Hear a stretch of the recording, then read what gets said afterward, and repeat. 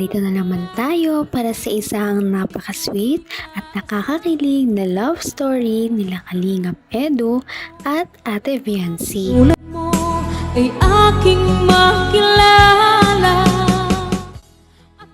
Para sa pagpapatuloy ng ating love story ay pumunta ang Kalingap team kasama si Ate Viancy at Kalingap Edu sa Cebu. Ito nga ay inisponsora ng napakadaming supporters nila sa Cebu para naman makapunta sila dito at ma-meet ng kanilang mga fans. Pagkatapos nilang lumabas sa airport, talagang pinagdumugan sila ng mga tao na makikita ninyo sa ating nakaraang video. Ngayong video naman, makikita natin ang kanilang second destination na pinuntahan sa Cebu. At dito nga sila nag-usap-usap tungkol sa mga bagay-bagay sa buhay nila at napakarami ding mga kilig moments na dapat ninyong abangan. At ito na nga ang mga nangyari sa ating second destination sa Cebu. Ang nais ko lang Yung dagat na may reflection. Or ka na sa ibang bansa.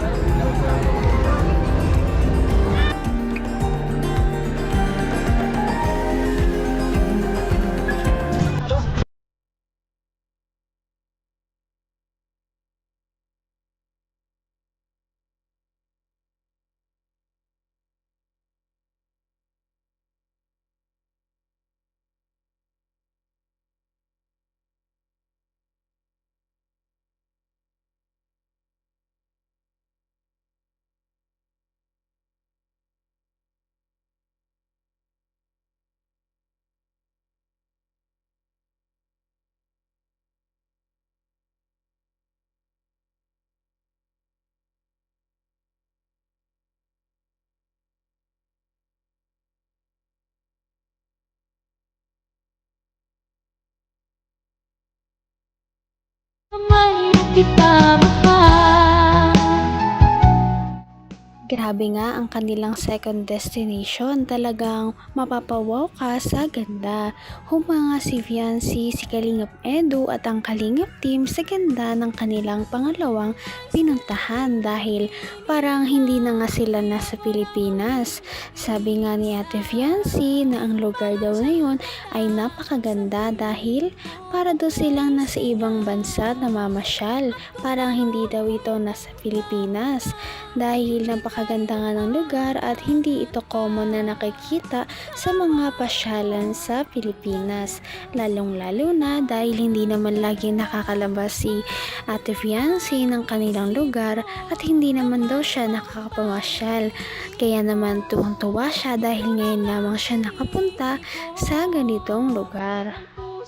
Kung ito, lagi rin ako.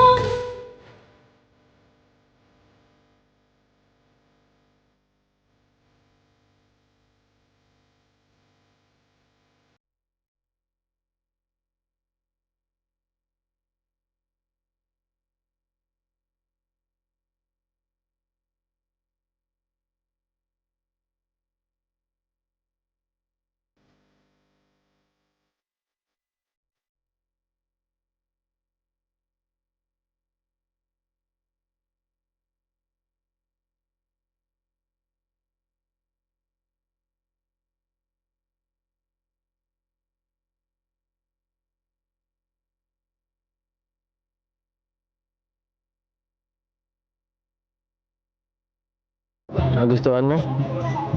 Ganda, no? Siyempre po. Para po tayo nga sa ibang bansa. Hindi ko naman akalain na hindi ko rin Nagustuhan talaga ni Ate Viancy ang lugar na yon dahil nga nature lover daw siya, sabi ni Kalingap Edu. Nabanggit din ni Kalingap Edu sa kanilang unang pinuntahan na mahilig si Ate Viancy o gustong gusto niya talaga yung mga lugar na fresh ang hangin, maraming mga bulaklak at maraming mga tanim na mga puno. Kaya naman nakakatuwa talaga ang kanilang pinuntahan na pangalawa dahil meron itong overview ng city at mga punong kahoy rin. Dito noong nasa taas sila ay makikita nga nila ang mga nasa baba nila dahil napakataas nga ng kanilang pinuntahan. Kaya naman sobrang tuwa talaga nilang lahat. Pagkatapos naman nilang medyo mamasyal lang matagal ay umupo muna silang dalawa at nag-usap-usap. At dito napag-usapan na nga nila ang tungkol sa pamilya ni Fiancé. Oo. Naisip mo ba ang pamilya mo ngayon?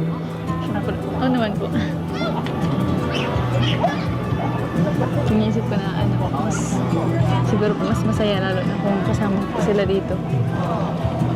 Siya nga, no? Minsan po kasi naiisip ko na ako lagi pong nakaganto, nakakasama sa mga ganito malalayong lugar. Tapos sila andun lang. Siya.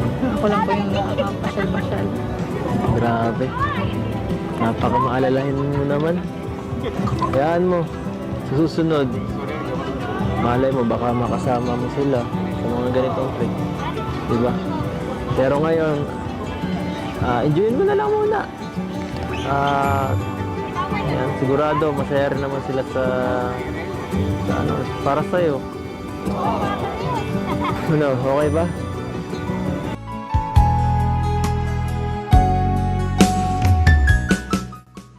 Grabe talagang napakabait talaga ni Fiancé dahil hindi lamang ang kanyang sarili ang kanyang iniisip, pati na rin ang kanyang mga magulang at mga kapatid. Para sa kanya, mas matutuwa daw siya kung kasama niya ang kanyang pamilya sa paglilibot sa iba't ibang lugar.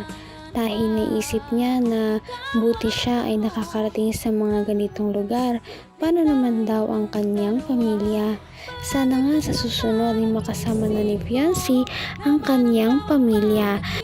Kaya sana ay mas sumikat pa ang kanilang tambalan para mas madami ang sumuporta sa kanya.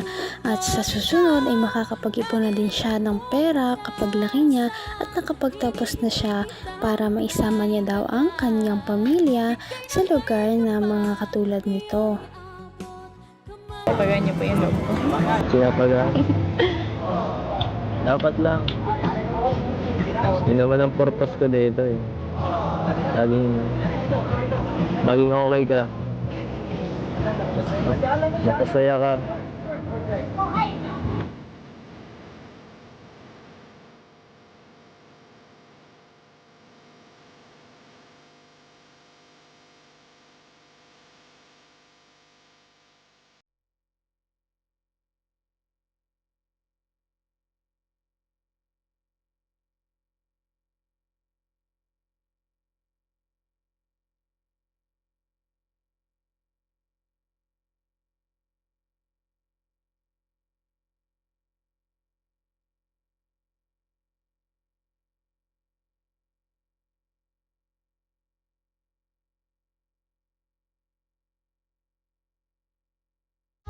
Hindi ka rin nag-alinlangan pa. Ikaw at ako. Grabe na talaga ang nararating ng love team na ito kung saan na silang mga lugar nakakarating dahil sa kanilang mga supporters at dahil sa mga humahanga sa kanila. Deserve din naman nila ang mga ganitong bagay dahil sila din naman ay matulungin sa kanilang kapwa. Deserve nila magkaroon ng mga ganitong vacation dahil nakaka-stress din naman talaga ang kanilang mga araw-araw na hanap buhay, lalong-lalo na sa kalingap na araw-araw silang bumibisita sa kanilang mga beneficiaries at naghahanap ng kanilang mga bagong tutulungan. Sana nga ay mas marami pa ang kanilang matulungan at mapagpalawak pa nila ang ganitong mga gawain. Dahil dito ay mas hinahangaan sila ng lahat. Kaya naman, sana ipatuloy natin silang suportahan at mahalin si Fiancé, si Kalingap Edu at ang Kalingap team. Yun lamang at maraming salamat sa panonood. Abangan natin kung magkakatuluyan ba talaga si Kalingap Edu at Fiancé. Hanggang sa muli. Bye! Ngayon'y abot kamay na kita.